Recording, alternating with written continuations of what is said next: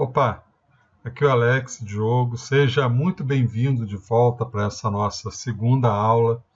Nessa série de 3 aulas eu estou explicando como é que você pode aprender a desenvolver robôs RPAs do absoluto zero, mesmo que você nunca tenha desenvolvido nenhum sistema e mesmo que você nem seja um programador de sistemas. E na aula de hoje nós vamos dar continuidade ao nosso desenvolvimento. Caso você não tenha assistido a aula 1, não se preocupe, você vai poder acompanhar com a gente hoje essa aula e depois assistir a aula 1, porque eu vou deixar ela disponível até o fim de semana, esse próximo fim de semana, para que você possa ver, rever, fazer o exercício da RPA e se aperfeiçoar aí no seu conhecimento, e aí depois do final de semana eu vou remover essas aulas, elas já não vão estar mais disponíveis em nenhum local. Hoje eu quero explicar um pouco sobre o roadmap de RPA, como você pode usar esse documento que você fez aí o download para aprender ou facilitar a aprendizagem sobre RPA, como entender os requisitos, seja dos seus próprios processos, das suas tarefas pessoais, ou mesmo de solicitações que você receba aí no seu local de trabalho, e quero te mostrar que você pode ser capaz de identificar quais tarefas podem e devem ser automatizadas através dos robôs. O que a gente viu na aula 1? Que toda jornada ela precisa de alguns preparos, ninguém sai para uma jornada sem se preparar. Na aula de ontem, na aula 1, a gente desmistificou um pouco o que é RPA. E por que eu quis fazer isso? Porque eu acho que o próprio nome que foi dado, né, automação de processos por robôs, leva muita gente a achar que é algo só para o pessoal da tecnologia, só que isso está hoje bem longe de ser uma verdade absoluta. A gente desmistificou também, na aula 1, a questão da importância da ferramenta, né, colocando que a ferramenta A ou a B é mais importante nesse processo. Isso também não é verdade.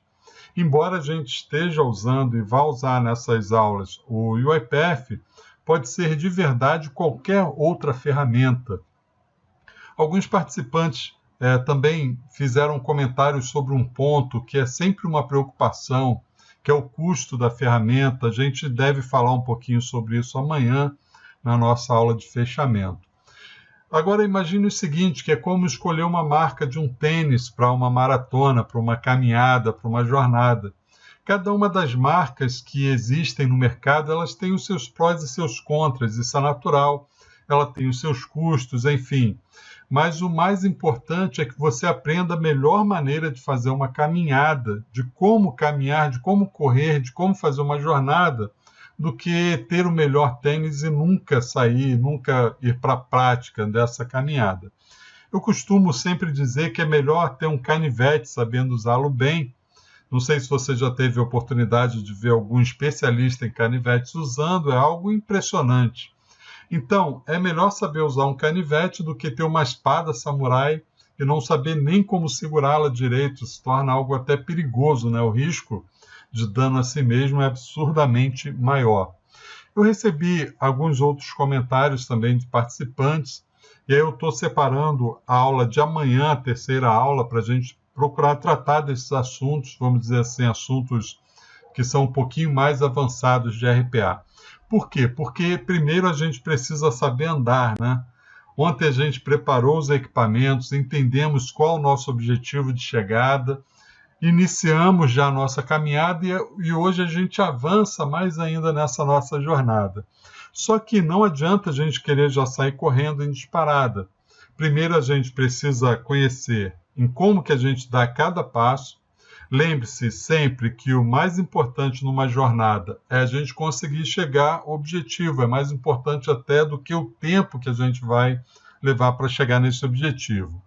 Eu agradeço aí a todos os comentários, né? Ainda tenho recebido comentários por e-mail, aqui pela página de transmissão, também mensagens que eu tenho recebido no meu perfil do LinkedIn, meu perfil ali no LinkedIn. Eu prometo que eu vou responder a cada um, que na aula 3 a gente vai procurar até tratar de alguns assuntos aí que foram os mais pedidos, né? Então aproveita hoje, Deixe aí os seus comentários aqui na página, nós já estamos já respondendo aqui todos os comentários. Então vamos lá. Qual é o próximo passo, então, para a gente conseguir automatizar o processo que a gente viu nesse enunciado aqui que está na tela? Vamos dar uma revisada nele. Entre aí de novo no site desafiosrpa.com.br. Aqui no menu Desafios, escolha a opção que é o Banking Robot. Então você se lembra que o robô que a gente vai construir, ele vai acessar uma página web que tem uma série de registros de extrato bancário e vai precisar abrir uma outra aplicação, que é uma aplicação desktop, onde ele vai registrar cada linha do extrato e, por fim, ele vai apresentar na tela o saldo, tanto que está no site do extrato e o saldo que foi calculado pela aplicação desktop. Se a gente pensar no humano fazendo esse processo, são apenas 10 registros, mas ele levaria um tempo considerável. Agora imagine se fossem 100 registros, imagine se fossem 1000 registros, o tempo que um ser humano levaria para fazer isso. E nós vimos que um robô faz isso em questão de alguns segundos. Então, o robô mesmo é quem vai fazer, nesse processo que nós vamos ensinar o robô a fazer, ele vai fazer todo o processo. A única coisa que um humano vai ter que interagir é na conferência dos saldos. Isso poderia ser feito pelo próprio robô, sim, sem dúvida nenhuma. Poderia ser feito por ele, sem interação alguma com nenhum humano. Mas eu quero fazer dessa forma para te mostrar, e é o objetivo desse desafio, um conceito que é muito importante, que é o conceito de robô assistido, de robô não assistido e robô assistido. Então vamos lá. Nós estamos em que passo da nossa jornada, né? Vamos procurar aqui nos localizar.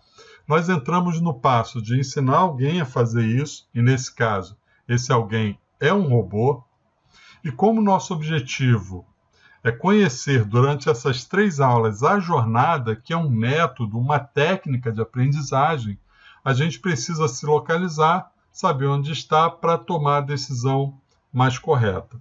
Então eu vou dar uma explicação muito rápida sobre a estrutura, no caso, usando como modelo aqui a estrutura do UiPath, mas que é a mesma estrutura que você vai encontrar em qualquer ferramenta líder aí no mercado de RPA que você for usar. O que mudam apenas são as nomenclaturas. Então vamos lá. Bom, para a gente começar criando uma base de conhecimento da estrutura do UiPath, nós vamos apresentar esse gráfico aqui, onde você pode observar que é uma estrutura bastante intuitiva. Nós temos aqui o Orchestrator, ou orquestrador, que é a plataforma web de controle da UiPath, que pode ser instalada on-premise, ou seja, a empresa que adquirir licenças do UiPath pode instalar esse controlador localmente em sua própria estrutura de rede, pode usar uma nuvem contratada como a AWS da Amazon, Azure da Microsoft ou a nuvem da Google, ou ainda usar a própria nuvem do UiPath. Como a gente está usando a versão Community do UiPath, a única opção que temos é a da utilização desse orquestrador na própria nuvem da UiPath. Esse orquestrador, nós vamos usar alguns recursos dele nesse treinamento. E você vai ter a oportunidade de praticar bastante esses recursos. Mas a gente precisa entender ele conceitualmente antes. A gente pode entender ele como o ponto central do desenvolvimento de RPA com UiPath. É nele que a gente pode manter credenciais seguras, que é uma ideia bem próxima dos cofres de senhas, que tem sido bastante empregado atualmente, para serem utilizados por esses robôs.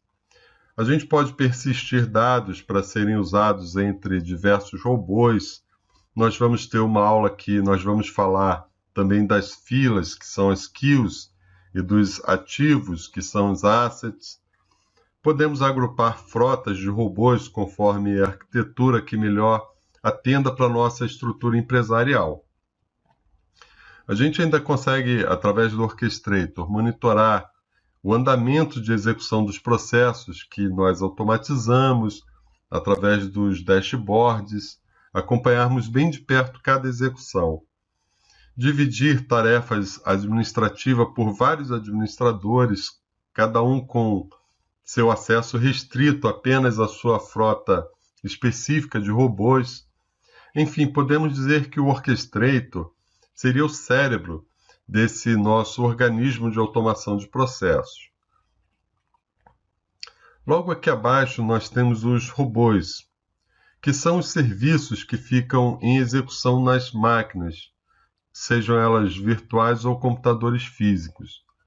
São eles que de fato realizam um trabalho duro, as tarefas que um humano não quer mais gastar tempo fazendo porque não exigem conhecimento algum. Esses robôs podem, inclusive, estar compartilhando o mesmo computador com um humano. O que queremos dizer com isso é que não é necessário que sejam disponibilizadas máquinas exclusivas para esses robôs, mas isso vai depender da estratégia de automação que cada um vai desenvolver. O orquestrador, então, seria o gerente desses robôs, dessa frota, passando tarefas e gerenciando de perto o que, quando e como eles estão desempenhando os seus trabalhos. Por fim, nós temos aqui o estúdio, que já é um conhecido nosso, porque é nele que a gente cria os nossos projetos, que nós enviamos então para o orquestrador, para que de lá a gente possa definir quando, em que robô ou frota ou robôs esse projeto deverá ser executado como um processo. Um ponto importante a observar aqui é que a maior parte desses componentes tem vias de mão dupla, ou seja, o UiPath Studio, que é a ideia de desenvolvimento, pode iniciar um robô diretamente e é usado também para publicar projetos lá no Orchestrator. O robô, por sua vez, além de receber tarefas e dados do orquestrador, ele também pode enviar dados para o orquestrador, dados que podem ser consumidos por outros robôs. Bom, então como você viu, todas as ferramentas de RP elas vão ter essa mesma estrutura, onde nós temos um concentrador que vai ser responsável pela administração, pelo controle da frota de robôs, vai ser responsável pela administração de todos os desenvolvimentos dos processos automatizados, que são os RPAs, que vão estar aqui os profissionais de suporte, de servidores, de bancos de dados, enfim, o pessoal da infraestrutura. A UiPath chama essa área de orquestrador, como a gente já falou anteriormente. Se você pegar o Automation Anywhere e também o Blue Prism, eles chamam de sala de controle ou control room. Então, veja, é a mesma coisa. Se você aprender basta saber que o similar em outra ferramenta tem outro nome, mas tem o mesmo objetivo, basicamente fazem a mesma coisa. Depois nós temos o robô de fato, que nada mais é do que um serviço, um programa que foca na execução, que fica normalmente no sistema operacional, que é quem tem a capacidade de pegar a automação que a gente fez e executar nela. Normalmente vai ser o concentrador, seja ele orquestrador ou sala de controle, quem vai enviar essas tarefas para o robô. O UiPath chama esse cara de Desktop Agent. Esse nome ele costuma mudar várias vezes, né? Então, a gente não precisa se apegar a esse nome específico. Por fim, nós temos o ambiente que o desenvolvedor de RPA vai trabalhar, onde a gente vai poder automatizar os processos. E é aqui que a mágica acontece, né? É aqui que a gente vai ter oportunidade de trabalhar nessas aulas, como a gente já começou ontem, né? O UiPath chama essa parte de Studio Pro, Community, as outras ferramentas também usam algum nome relacionado ao Studio. Por que eu passei essa estrutura para você? Porque numa jornada a gente precisa decidir qual é o destino que a gente quer alcançar primeiro, né? Um erro muito grande, isso na minha forma de ver as coisas, tá? é que eu vejo em muitas pessoas que estão começando a aprender RPA ou qualquer outra matéria ou qualquer outro assunto, que elas querem chegar aos objetivos, a todos os objetivos ao mesmo tempo. No caso de RPA, chegar aos 3 marcos, aos 3 objetivos ao mesmo tempo, que é abraçar o mundo de uma vez. Imagine que esses 3 componentes são 3 destinos, ou 3 objetivos a serem conquistados. E aí a pergunta que nós fazemos é a seguinte: qual é a melhor forma de conquistar todos eles? Eu acho que a única forma de fazer isso é conquistando um de cada vez. Quem nunca correu 1 quilômetro não deve, de maneira alguma, entrar numa maratona para tentar correr 40 quilômetros. Então, a minha experiência foi essa. Lembra que eu falei que eu tive quase meio terabyte de conteúdo de RPA no meu computador? Pois é, eu tentei correr essa maratona sem nunca ter corrido esse primeiro quilômetro, né? Eu quis aprender tudo de uma vez e correndo atrás de tudo, acabava não chegando a lugar nenhum. Então, a primeira rua que a gente vai pegar nessa jornada é a que leva para o objetivo da automação dos processos. Ah, mas eu prefiro a parte de administração, de infraestrutura, é outro caminho, só isso, né? Observe, eu não estou dizendo que você, se você escolher como primeiro objetivo a automação dos processos, você não vai precisar conhecer um pouco dos outros destinos, não é isso não. Você vai ter que entender esse todo, você vai ter que entender um pouco, pelo menos, dos outros, é claro. Mas o que eu quero dizer é que não adianta querer se aprofundar em todos ao mesmo tempo. Agora, eu acho que vem uma pergunta muito importante. Será que eu consigo também, quando eu penso numa maratona, será que eu consigo correr 40 quilômetros? Talvez você esteja se questionando, mas eu não sou da área de tecnologia da informação, ou então eu sou da TI, mas eu nunca desenvolvi nada na minha vida. E o nosso objetivo aqui nesse encontro é que eu quero te mostrar que sim, você também pode desenvolver robôs RPAs, você também pode automatizar os seus processos. Então fique comigo até o final dessas 3 aulas, que você vai ver que não só consegue aprender, como vai ter um método, um plano, que vai te permitir aprender qualquer outra ferramenta de RPA que você queira. Só para fechar essa parte aqui da estrutura, deixa eu te passar só mais uma informação, porque a gente tem esses 3 pilares aqui, que é o orquestrador, o agent e o estúdio. Como eu disse, a maioria das ferramentas, ou as maiores ferramentas, tem exatamente essa estrutura.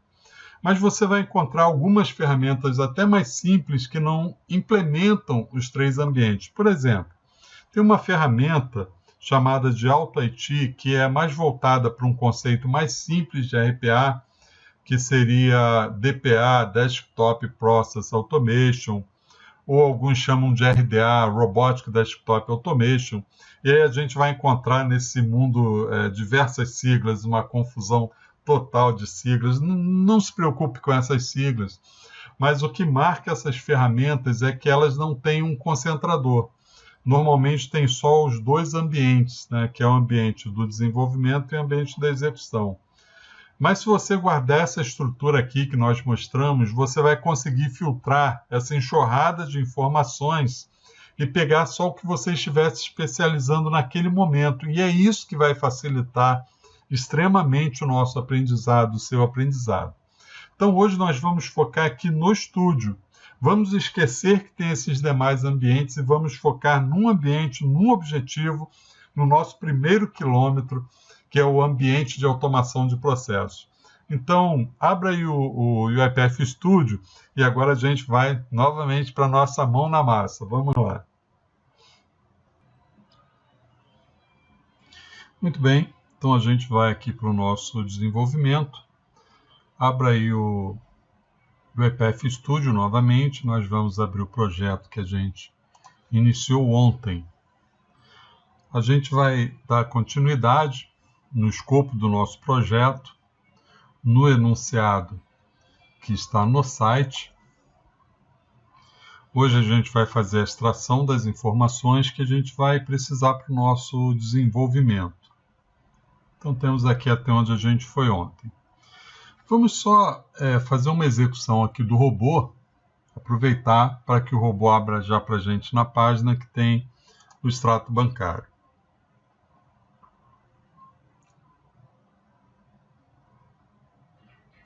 Muito bem, está aqui a nossa página com o extrato bancário, foi o próprio robô que abriu aqui para a gente. Como a gente pode observar, o que a gente fez até ontem foi ensinar o robô a abrir o Internet Explorer, definindo aqui em propriedades que a gente quer o Internet Explorer, definindo para o robô qual a página que a gente queria, né, que o robô seguisse, e depois fazendo a conferência se ele está na página correta, através de um elemento na tela que era a extração, o extrato bancário. A partir daí, hoje a gente vai ensinar para o robô como é que ele pode extrair as informações desse extrato. Antes da gente fazer isso, a gente vai simular que o elemento não foi encontrado, só para que o if venha aqui para o else, para a gente ver a quantidade de coisas que a gente pode fazer. Para simular esse erro, eu vou colocar aqui no link uma outra página qualquer. Por exemplo, eu vou tirar aqui e vou deixar somente google.com, que ele vai abrir a página da Google e, obviamente, nessa página ele não vai ter a informação do extrato bancário. Vou deixar essa página aqui aberta, porque a gente vai voltar nela, e a gente vai executar, mas antes dessa execução nós vamos colocar um tratamento aqui no else, porque a gente vai forçar aqui a página que o robô venha aqui para o else, porque ele não vai encontrar a página. E depois a gente volta para o link correto para a gente fazer a extração do extrato bancário. Entenderam o que vai acontecer aqui? Ele vai abrir a página da Google, vai procurar pelo elemento extrato bancário, ele não vai encontrar, obviamente, vai nos informar na variável existe que ele não encontrou. Então, aqui no if, ele vai seguir pelo caminho else. Aqui no else, a gente poderia colocar, por exemplo, instrução para ele enviar e-mail para o suporte. Poderia ser uma instrução para ele abrir um chamado em algum sistema para que o problema na página fosse tratado. Dá para fazer um monte de coisas aqui.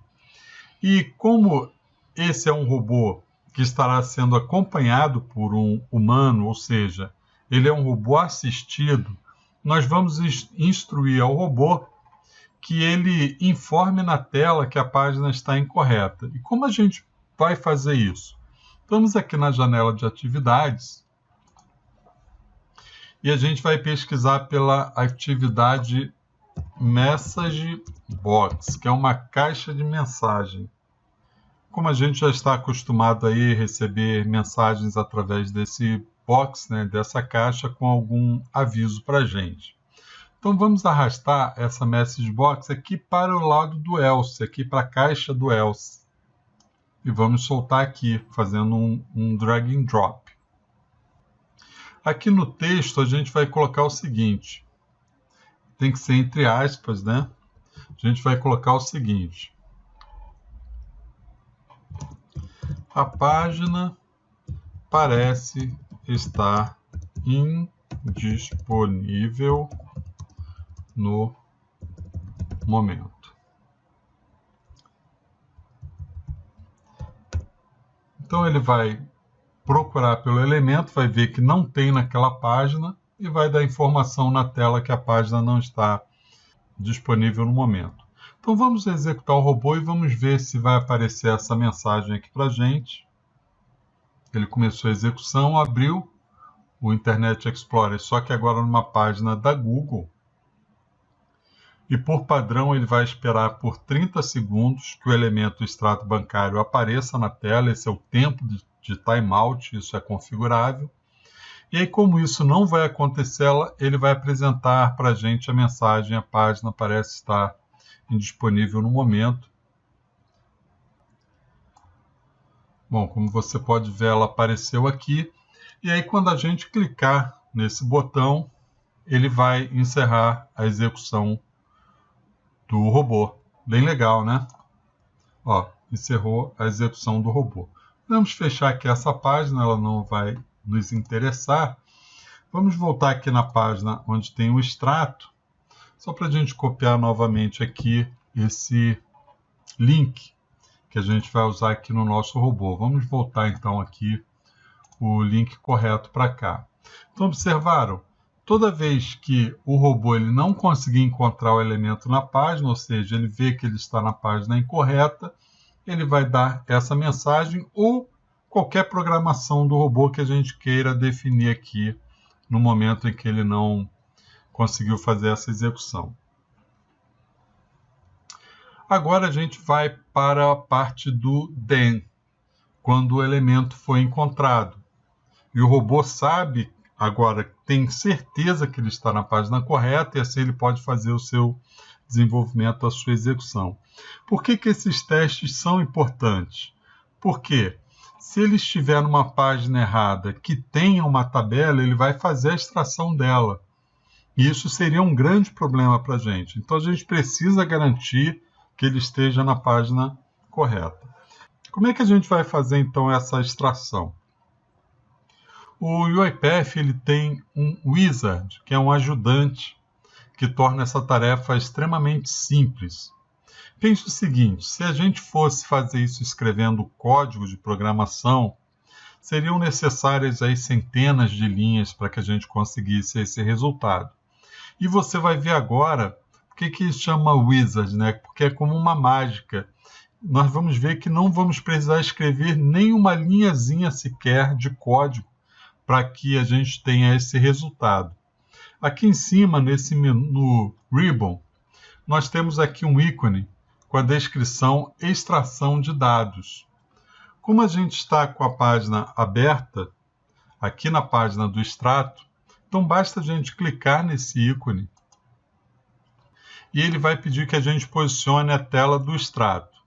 Então, como você pode observar aqui, eu estou exatamente na tela do extrato. Caso você não esteja, é importante que você use aí o Alt Tab para alternar para essa página. E aí nós podemos clicar aqui em avançar. Você vai ver que ele consegue ler vários elementos da tela. Nós vamos usar como elemento o ID. Poderia ser qualquer elemento, não faz diferença. Mas apenas vamos clicar aqui sobre o ID. O próprio Wizard, ele observou que a gente selecionou uma célula, um elemento na página que pertence a uma tabela. Esse extrato aqui é uma tabela. E pergunta se a gente quer extrair todas as informações que estão nessa tabela. Sim, e é exatamente isso que a gente precisa, então podemos clicar aqui em Sim.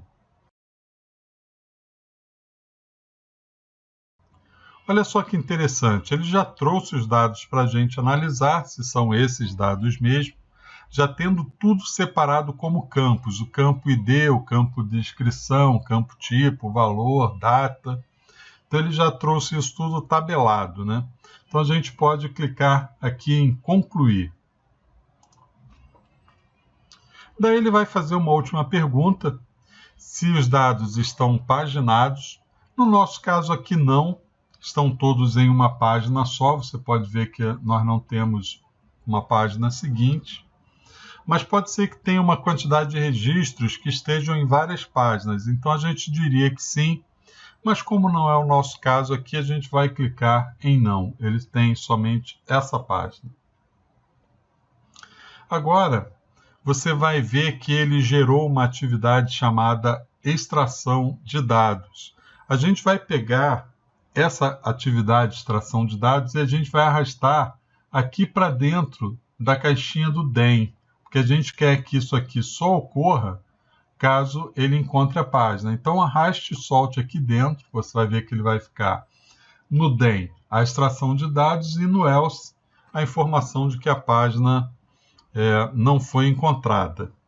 Toda a parte da extração de dados, então, está aqui nessa atividade aqui, onde ele verifica novamente a página, garante que está na página e faz a extração desses dados. Só a título de informação, lembra que eu falei ontem sobre variáveis? Pois é, esse wizard ele vai criar uma variável nova para que o robô guarde na memória dele todos esses registros, cada linha daquele extrato, para que ele possa usar depois, quando a gente for gravar no sistema desktop esses registros.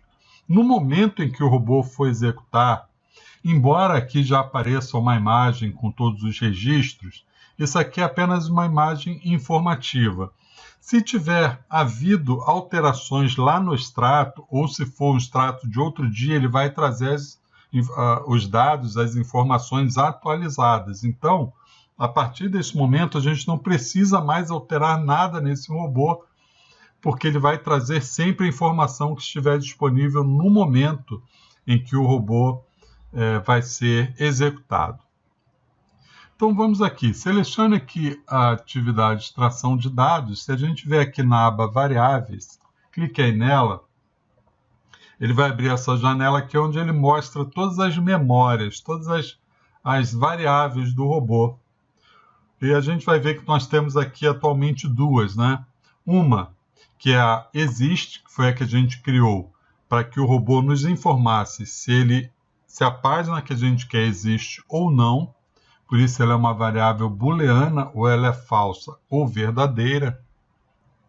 E aqui ele acabou de criar para a gente, que é essa extract data table. Como você pode ver aqui, o tipo dessa memória dele é como uma tabela. Então, exatamente como está na página lá uma tabela onde eu tenho colunas, que são os campos ID, descrição, tipo, e linhas, que são cada registro do nosso extrato. Fica tudo gravado aqui na memória do computador, linha a linha desse extrato. Isso é muito bacana, né? Então, agora a gente vai precisar fazer ou ver uma forma de fazer o robô percorrer cada linha dessa que está na sua memória, que representa cada registro do extrato, e gravar essa informação no aplicativo desktop.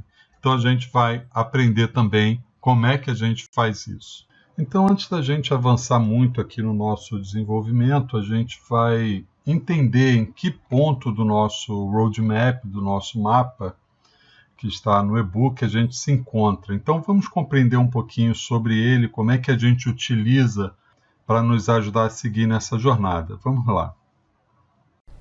Abra aí o arquivo do roadmap, o e-book. Se você ainda não baixou, então agora é a hora que você baixe esse documento, porque ele é um mapa em que a gente vai ver aqui como é que a gente pode usar ele para nos ajudar no aprendizado de RPA, como utilizá-lo como uma base, né, de conhecimento. A base dele, como você vai ver aqui, eu fiz sobre o UiPath, mas vai servir para te ajudar na aprendizagem aí de qualquer outra ferramenta de desenvolvimento de RPA.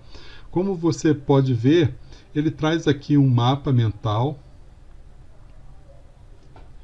que está dividido nos 3 blocos que a gente viu lá quando a gente falou da estrutura das ferramentas de RPA, né? Então, exatamente esses 3 blocos, eles formam a estrutura padrão da grande parte das ferramentas de RPA. Então, nós temos aqui no bloco 1 a IDE de desenvolvimento, que para a gente aqui, em relação ao UiPath, do que a gente está fazendo aqui, é o UiPath Studio Pro. A gente tem o bloco 2, que é o painel de controle.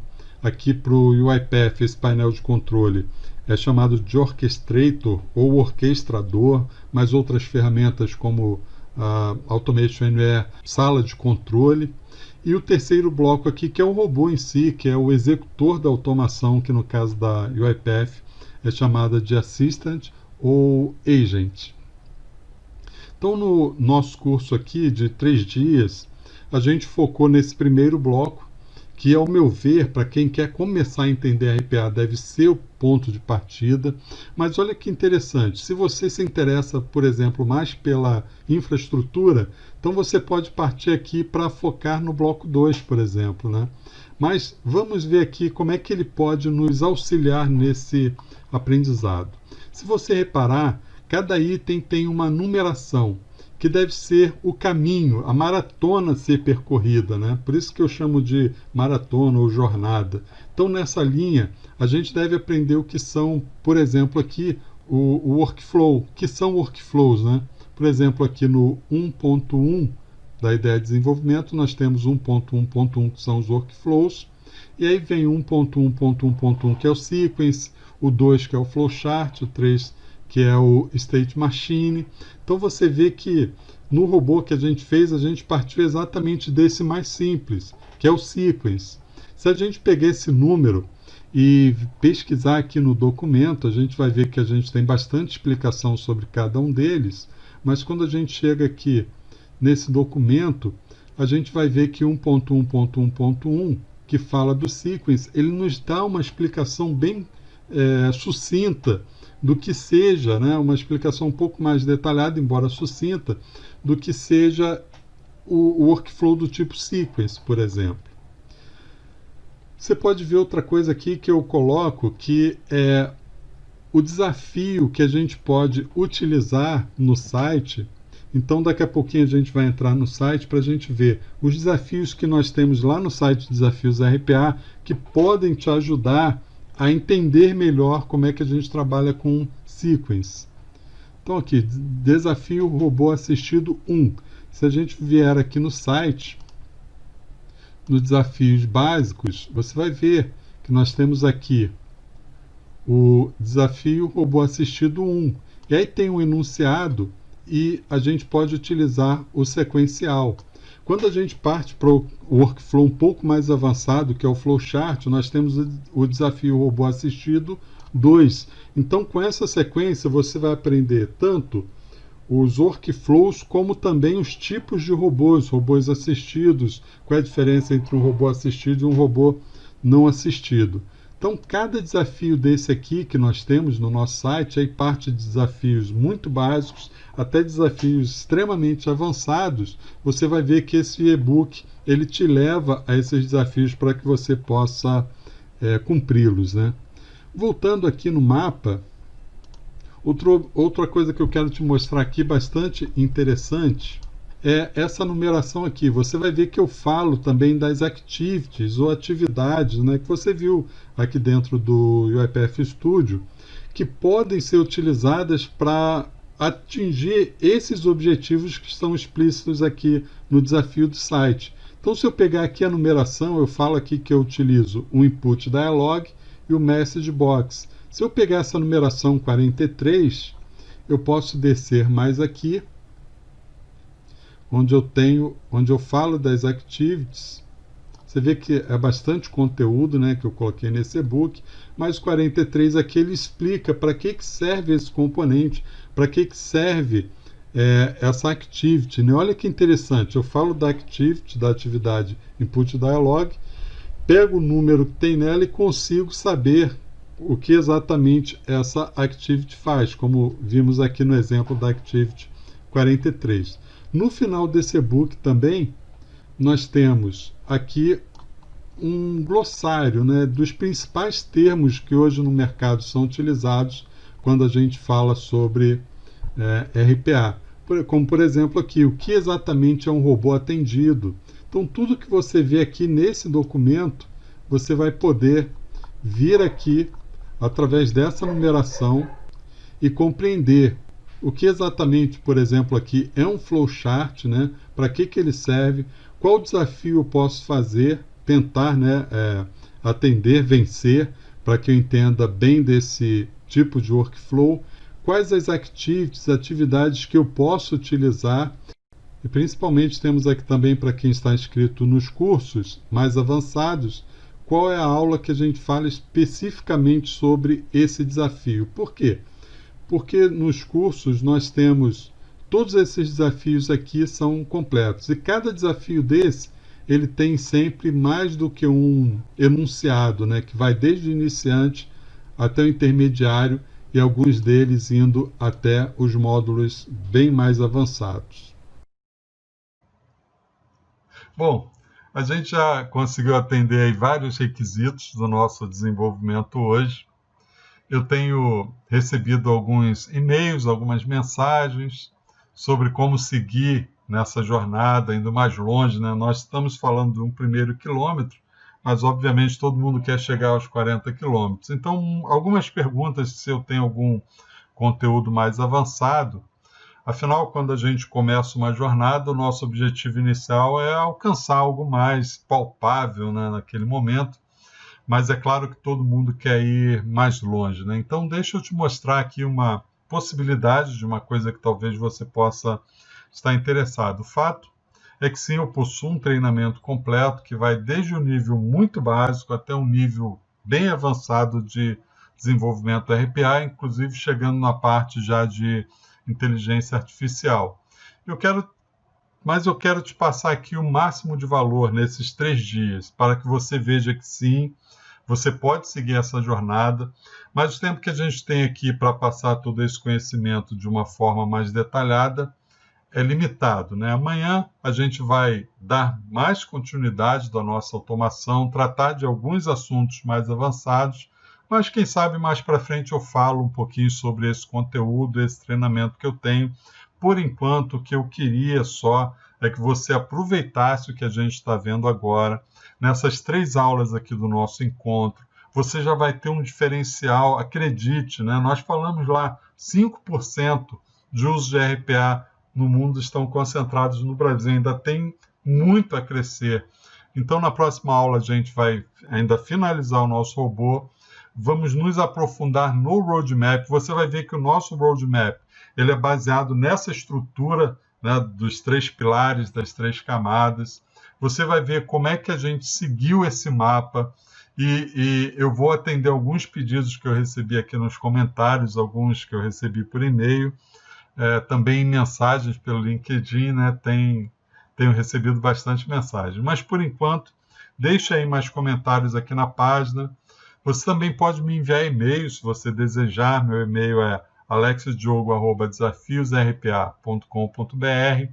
Prometo que eu vou responder a todos os comentários e e-mails. Pode até demorar um pouquinho, né, dependendo da quantidade, mas eu prometo que eu vou responder. E quem sabe incluir na aula de amanhã, se for um assunto que agregue bastante aqui para a gente. Antes de eu me despedir ainda, tem umas 2 coisinhas só para falar. Sobre o certificado de participação, amanhã, na aula de amanhã, a gente vai liberar o link para que você possa solicitar o seu certificado.